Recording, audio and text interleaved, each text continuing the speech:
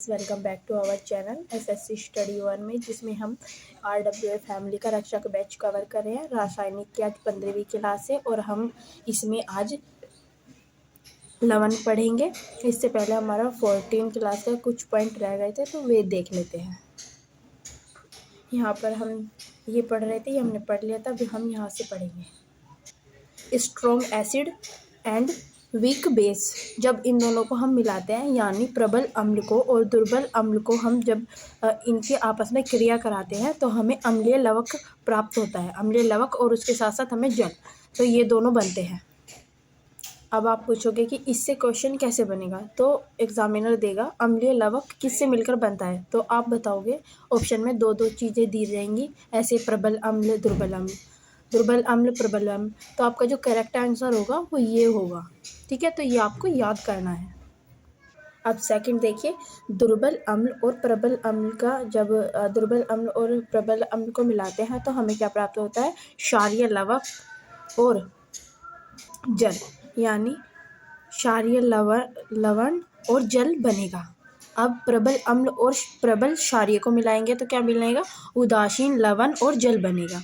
इसमें देखिए दुर्बल अम्ल और दुर्बल क्षारीय को मिलाएंगे तो क्या बनेगा? उदासीन लवण बनेगा और उसके साथ साथ जल भी मिलेगा, जल सारों में मिलेगा। बट इनकी जो वो रहेगी, ये चेंज होती रहेगी। देखिए यहाँ पे दोनों दुर्बल है तो उदासीन रहेगा, यहाँ पर दोनों प्रबल है तो भी उदासीन रहेगा। बस देखना ये है जब दुर्बल और प्रबल अलग अलग दिया हो, इन दोनों का तो सेम ही है ना। अब हम अपनी 15वीं क्लास स्टार्ट करते हैं। NaCl, सोडियम क्लोराइड, यानी इसको टेबल सॉल्ट यानी साधारण नमक भी बोलते हैं। इसका यूज़ किस में होता है? तो अचार संरक्षण के लिए किया जाता है, फूड पदार्थ यानी खाने की चीज़ों के लिए, और बर्फ़ यानी स्नोफॉल को पिघलाने के लिए किया जाता है। सेकंड देखिए यहाँ पर NaHCO3 यानी सोडियम बिकार्बोनेट। इसके अन्य नाम क्या क्या होंगे? सोडियम हाइड्रोजन कार्बोनेट, खाने का सोडा या बेकिंग सोडा कहा जाता है। इसका यूज़ किस में होता है? तो बेकरी उद्योगों में होता है और आग बुझाने के लिए किया जाता है, और CO2 गैस को उत्पन्न करता है। और इस प्रक्रिया को हम अगर इसके साथ करेंगे तो ऐसा होगा, यानी H2SO4 प्लस NaHCO3 को जब हम इसके साथ क्रिया करेंगे तो हमारी जो CO2 गैस है ये उत्पन्न होगी, और इसका प्रयोग पेट की अम्लीयता के लिए भी किया जाता है। थर्ड देखिए, Na2CO3 LOH2O, इसको सोडियम कार्बोनेट यानी साधारण सोडा कहा जाता है। इसका यूज़ किस में होता है?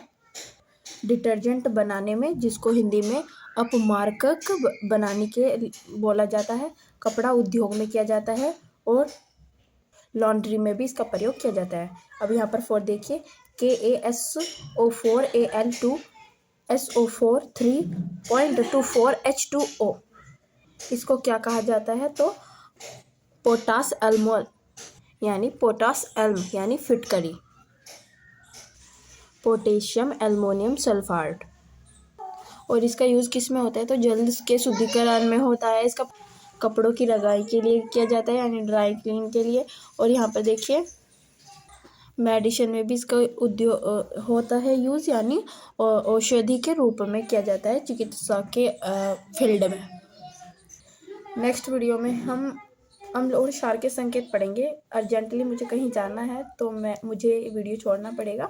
बाकी हम अभी थोड़ी देर बाद नेक्स्ट क्लास में कर लेंगे cover. Thank you. Vande Mataram.